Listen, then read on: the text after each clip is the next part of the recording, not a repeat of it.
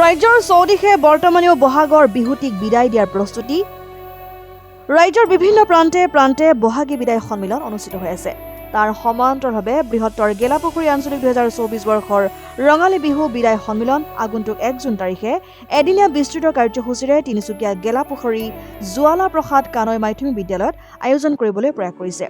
উক্ত বহাগী বিদায় সন্মিলনখনিৰ বাবে উদযাপন সমিতিয়ে সংবাদ মাধ্যমৰ যোগেদি বৃহত্তৰ গেলাপুখুৰী ৰাইজৰ উপস্থিতিৰ লগতে সহায় সহযোগিতা কামনা কৰিছে।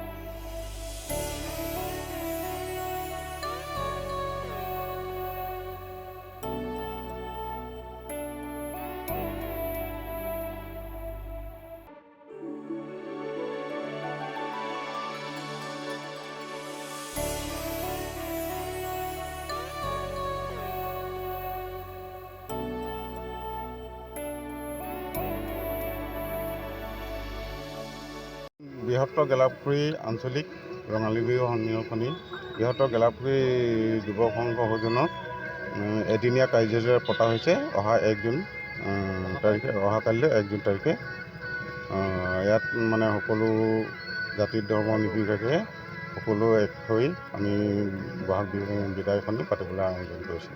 কি কাৰ্যসূচী থাকিব?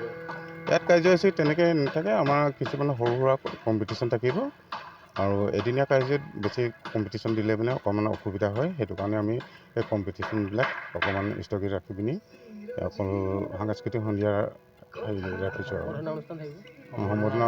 আৰু আমি যিবিলাক এইবাৰ মেট্ৰিক আৰু হায়াৰ ছেকেণ্ডেৰী হেৰি হ'ল সিহঁতক সম্বৰ্ধনা জনাবৰ কাৰণে আমি এটি সিদ্ধান্ত লৈছোঁ আৰু তাৰমানে।